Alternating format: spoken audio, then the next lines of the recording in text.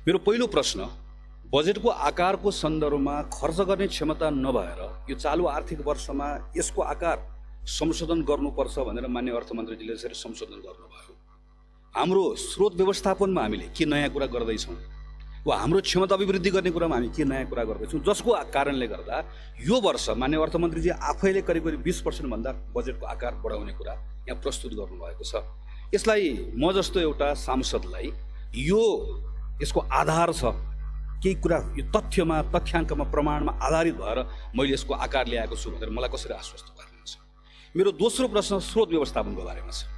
अर्थतन्त्र 7% बढ्दै गर्दा राजस्व वृद्धि चाहिँ 20% भन्दा बढी बढ्छ भन्ने कुरा कसरी बढ्छ? त्यसमाथि पनि मान्य मन्त्रीजीले ल्याउनुभएको कार्यक्रम जुन आवश्यक थियो, आयातमा कडाई गर्ने, यसलाई निरुत्साहित गर्ने, करिब 20%ले घटाउने, त्यति मात्र होइन, आयात लक्षित कर्जाको विस्तार साँगुरो हुँदै गर्दा आर्थिक गतिविधि पनि साँगुरो हुने भयो। पेट्रोलियम पदार्थको मूल्य वृद्धिले गर्दा, त्यसै गरी इन्टरनेसनल यो सप्लाई चेन डिस्टर्ब हुँदै गर्दाखेरिको पनि स्वाभाविक रूपमा त्यसले हाम्रो मूल्य वृद्धि बढाउँछ। त्यसलाई पनि थेक्नको निम्ति हामीले गर्ने के हो भन्दा उपभोगमा आधारित जुन हाम्रो ब्याङ्कको ब्याज दर छ त्यसलाई बढाउनु पर्ने हुन्छ। त्यसले पनि के गर्छ भने त्यसले पनि हाम्रो आर्थिक गतिविधिलाई अलिकति सङ्कुचित गर्छ भनेको समग्रमा यो वर्ष राजस्वको लक्ष्य अरू वर्षहरूको भन्दा कम हुने अवस्था देखिन्छ। यस्तो अवस्थामा म यति धेरै राजस्व बढाउँछु भनेर भन्दै गर्दा मलाई कसरी आश्वस्त पार्नुहुन्छ? वैदेशिक अनुदान अघिल्लो पटक 63 अरब हामीले भन्यौँ, करिब 24 अरब आयो। यो वर्ष 55 अरब आउँछ भन्दै गर्दाखेरि त्यसमा कसरी आश्वस्त पार्नुहुन्छ? यो स्रोत जुन जसको अहिले अनुमान गरिएको छ, यो स्रोत यथार्थपरक छ भन्ने कुराको आश्वस्त हुने आधार के? मेरो तेस्रो प्रश्न खर्चको बारेमा। 3 खरब 80 अरब 38 करोड पुँजीगत खर्च यो वर्षको लागि हाम्रो अनुमानित। हामीले अहिले प्रस्तुत भएको गएको वर्ष पनि 3 खरब 78 अरब थियो। अहिले जेठ 15 सम्मको हामीले हेऱ्यौँ भने करिब 33% मात्रै हाम्रो खर्च भएको अवस्था छ। र मैले हेरेँ पछाडिपट्टि पुँजीगत खर्च बढाउने उपायहरू भनेर भनेको कुराहरूको सन्दर्भमा म यो संसदमा आएदेखि मैले आजसम्म कुनै पनि बजेटमा यसमा लेखिएको कुराहरू नपरेको कहिले पनि देखेको छैन। चाहे त्यो आयोजना, सम्बद्ध, कानुन बनाउने, त्यो सबै कुराहरू प्रत्येक वर्ष हामी पढ्छौँ, प्रत्येक वर्ष तल बसेर हामी सुन्छौँ। हामी त्यस्तो के कुरा नयाँ गर्छौँ जसले गर्दा यो वर्ष पुँजीगत खर्च अघिल्लो वर्ष हुन नसकेको पुँजीगत खर्च यो वर्ष हुन्छ? यो रूपान्तकारी हो भनेर भन्न मलाई मन छ, तर रूपान्तकारी हुनका निम्ति सामान्यतः बजेटमा हामीले के हेर्ने हो भने सामान्य खर्च कति छुटाएको छ, पुँजीगत खर्च कति छुटाइएको छ, वित्तीय व्यवस्थापन कसरी गर्न लागि छ, वा सङ्घीयताको सन्दर्भमा तल पैसा कति पठाइदिएछ। गएको वर्ष वा त्योभन्दा अघिल्लो वर्षसँग हामीले तुलना गरेर हेऱ्यौँ भने सामान्य खर्च, पुँजीगत खर्च, तल स्थानीय सरकारले दिने पैसा, प्रदेश सरकारले दिने पैसामा खासै केही फरक देखिँदैन। यो मौका आउँदै गर्दा यो गर्ने कुरामा खास गरिकन मान्य अर्थमन्त्रीजीले यसमा ध्यान पुर्याउनु भएन। मेरो अर्को प्रश्न यो छ। मेरो अर्को पाँचौँ प्रश्न मन्त्रालयहरूको बारेमा छ। हामीले पनि छोटो समय मन्त्रालयमा काम गरेर एउटा सानो अनुभव गर्ने मौका पायौँ। मन्त्रालयले आफ्नो प्राथमिकताहरू तय गरेको हुन्छ, वर्षौँ लगाएर आफ्नो केही लक्ष्यहरू लिएको हुन्छ, त्यसको आधारमा कार्यक्रमहरू बनाएको हुन्छ। अर्थ मन्त्रालयसँग म यो पटक दिएको सिलिङमा बसेर यो काम गर्छु भने ल्याएको हुन्छ। त्यो सिलिङका सन्दर्भमा अर्थ मन्त्रालयले छलफल गर्न सक्छ, तर त्यसको आधारभूत कुरा नै चलाउने कुरा अर्थ मन्त्रालयले गर्न पाउँछ। अर्थ मन्त्रालय सुपर मिनिस्ट्री हो। स्वास्थ्य बिमाका सन्दर्भमा यो सामाजिक स्वास्थ्य सुरक्षाको कार्यक्रम हो। वर्षौँ लगाएर हामीले स्वास्थ्य बिमाको एउटा अवधारणा बनायौँ। यही संसदमा यही उभिएर मैले प्रस्तुत गरेको कानुन हो। हामी त्यसमा थुप्रै कामहरू गर्नुपर्ने छ, तर यो पटक अर्थ मन्त्रालयले के ल्याइदियो? स्वास्थ्य बिमालाई अब बिमा कम्पनी मार्फत बिमा कम्पनी मार्फत चलाउने भनेको त्यो नेपालले अहिलेसम्म लिएको स्वास्थ्य बिमाको सामाजिक सुरक्षाको दृष्टिकोण नबुझ्नु हो। मैले अर्को ठाउँमा हेरेँ, स्थानीय पूर्वाधार विभागलाई खारेज गरेर हामीले भौतिक पूर्वाधार मन्त्रालयमा लगेर गादिने भनेर भन्यौँ।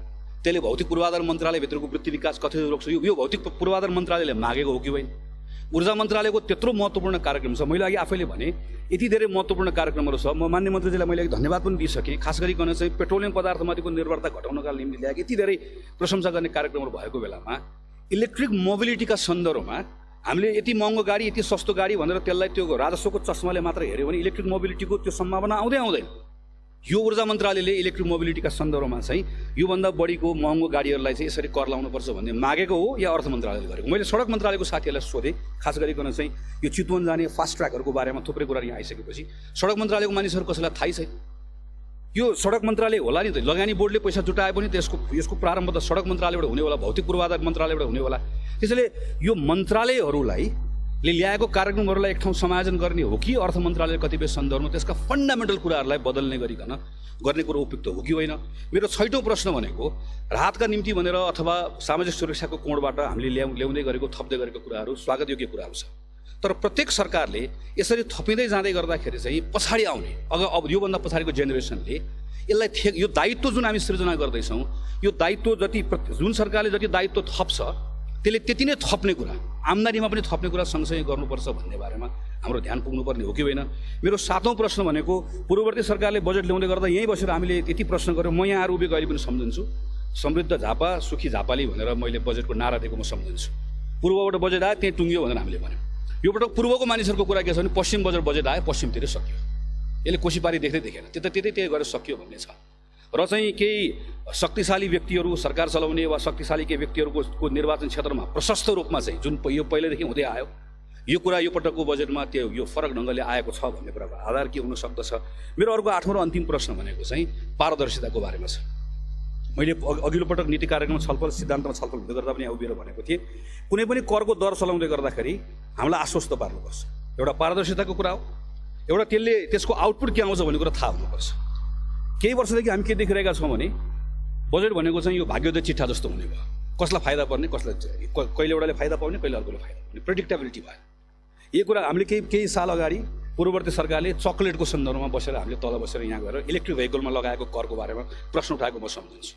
अघिल्लो पटक प्रतिस्थापन विधेयकको बेलामा हामीले बाहिरबाट भन्यौँ, अर्थ मन्त्रालयले एउटा समिति पनि बनायो खास गरिकन यो स्पोन्ज इम्पोर्टर र ब्लेड इम्पोर्टरको सन्दर्भमा त्यसले कति उद्योगलाई धराशायी बनायो भन्ने कुराको सन्दर्भमा यो पटक हामीले हेऱ्यौँ भनेदेखि त्यसै गरिकन जीआई वायरको उद्योग जो नेपालमा यत्रो लामो समय स्थापित भएको छ, मन्त्रालयले लिएको अहिलेको के भन्नु पर्यो, यस कारणले गर्दाखेरि मैले अहिले ल्याएको करको दरको कारणले गर्दाखेरि नेपालमा भएको जीआई वायरको उद्योगहरू जो वर्षौँदेखि छ यत्रो यहाँ चलिरहेको छ यसरी चलेको छ भन्नु पर्यो कि होइन भनेदेखि भने जसरी हामीले पहिला भन्यौँ यसरी अर्थ मन्त्रालय लिने एउटा कुनै नीतिले कुनै एउटा समूहलाई, कुनै एउटा समुदायलाई, कुनै एउटा ग्रुपलाई मात्रै त्यसलाई फाइदा हुने काम भयो भनेदेखि भने यो त योभन्दा पहिला पूर्ववर्ती सरकारले गरेको कुरामा जसमा हामीले प्रश्न उठायौँ त्योभन्दा फरक कुरा के भयो र। त्यसैले मेरा यी 7-8वटा प्रश्नहरू मैले राखेँ।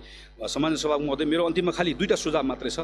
म मान्य अर्थमन्त्रीलाई फेरि धन्यवाद दिन चाहन्छु, खास गरिकन कृषिको सन्दर्भमा यसलाई आत्मनिर्भर बनाउने भनेर जुन स्पिरिट आएको छ एकदमै ठिक छ। तर यसमा यो ऐन कार्यविधि बनाउने कुरा, खास गरी कृषि मन्त्रालयको संस्थागत क्षमतासँग जोडेका केही प्रश्नहरू छन्। यसमा अर्थ मन्त्रालयले समयदेखि काम गरेन भने सबै कागजमा सीमित हो। जस्तो उदाहरणको लागि हामीले कतिपय जोनलाई यो सम्भाग प्रदेशमा हस्तान्तरण गर्ने भनेर भन्यौँ, प्रधानमन्त्री कृषि आधुनिकीकरण परियोजनाको कुराहरू। प्रदेशमा गएका कतिपय कार्यक्रमको हालत के छ हामीले अहिले हेरेनौँ भने प्रदेश र स्थानीय प्रदेशको बजेट त अब 10 दिनमा आउँदैछ। मलाई थाहा छैन आजसम्म, मैले थाहा नपाएको हुनसक्छ, तर सम्माननीय प्रधानमन्त्रीले वा सरकारले प्रदेशको सरकारलाई बोलाएर बसेर छलफल गरेर हामी यो पटकको डिरेक्सन यो छ, तपाईँले बजेटमा ल्याउँदै गर्दा एग्रिकल्चरमा यसो गर्नुहोस्, प्रदेशलाई यो गर्दैछौँ, स्थानीय सरकार यो गर्दैछौँ भनेर भनेको थाहा छैन। हार्मोनाइज कसरी गर्ने, यो हार्मोनाइज गरेर गरिएन भने थुप्रै कुरा स्थानीय सरकार र प्रदेश सरकारले गर्ने भनेको कुरा यहाँ आएर अड्कन्छ मेरो यसमा छ। मेरो अन्तिम कुरा भनेको म एकपल्ट फेरि धन्यवाद दिन चाहन्छु सरकारलाई, खास गरिकन उत्पादन र वृद्धिका कुराको सन्दर्भमा प्रधानमन्त्री उत्पादन तथा उपभोग अभिवृद्धि कार्यक्रम जुन ल्याउनु भएको छ यो एकदमै ठिक छ। तर उद्योग मन्त्रालयले यसलाई लिड गर्ने र प्रशस्त ठाउँमा छरिएको छ, त्यो सबै छरिएको कार्यक्रम एक ठाउँ लिएर आउने, चाहे त्यो करमा छुट होस्, चाहे त्यो प्रोत्साहन होस्, चाहे त्यो सहज बनाउने कुरा होस्। उदाहरणको लागि उपभोग वृद्धि गर्ने कार्यक्रममा भाटबटी नै जस्तो सुपर मार्केटमा कुनै पनि मार्टमा उसले लिएको स्पेसको 20% ठाउँ अनिवार्य रूपमा नेपाली उत्पादनलाई ठाउँ दिनुपर्छ भनेर मात्रै हामीले एउटा कुरा उद्योग मन्त्रालयले गर्यो। त्यस बापत चाहिँ हामीले के छुट दिन्छौँ भनेर आयो भनेदेखि वा स्थानीय सरकारसँग मिलेर हामीले काम गऱ्यौँ भने हामीले जुन उत्पादन उपभोग वर्ष भनेर दशक भनेर भनेका छौँ यसमा व्यापक रूपमा काम गर्न सकिन्छ। च्यालेन्ज फन्ड, स्टार्टअप फन्ड सबभन्दा पहिलो पटक मान्य सुशील कोइराला प्रधानमन्त्री हुँदै गर्दाखेरि मैले नै गरेर प्रस्ताव गरेको, तर गएको 8 वर्ष 9 वर्षदेखि लगातार प्रत्येकचोटिको बजेटमा देखेको छु तर अहिलेसम्म यो कार्यान्वयन भएको छैन, कुनै पनि वर्ष कार्यान्वयन भएको छैन। कहिले च्यालेन्ज फन्ड भनेर आएको छ, कहिले स्टार्टअप फन्ड भनेर आएको छ। यस्तो कार्यक्रमहरू जुन अत्यन्त उत्कृष्ट कार्यक्रमहरू परेका छन् ती कतिपय कुराहरूको सन्दर्भमा चाहिँ यो मान्य अर्थमन्त्रीलाई फेरि सम्मानित सभाको महोदय मार्फत मेरो आग्रह छ, यसलाई समयमै यो बजेट सकिन साथै सम्बन्धित मन्त्रालयले बोलाएर तुरुन्त बसेर समस्या कहाँ भएको, किन गएको वर्ष पर्यो किन भएन, त्योभन्दा अघिल्लो वर्ष पर्यो किन भएन, बजेट त परेको थियो तर कार्यान्वयन किन भएन भन्ने कुरामा छलफल गरियो भने केही परिणाम प्राप्त गर्न सकिन्छ। फेरि एकपटक सम्माननीय सभाको महोदय मार्फत मूलतः व्यापार घाटा घटाउने कुराको सन्दर्भमा यसले सही दिशा पक्रेको छ। म यसको लागि चाहिँ सम्माननीय सभाको महोदय मार्फत मान्य अर्थमन्त्रीलाई धन्यवाद भन्दै आफ्नो कुरा टुङ्ग्याउँछु। धन्यवाद।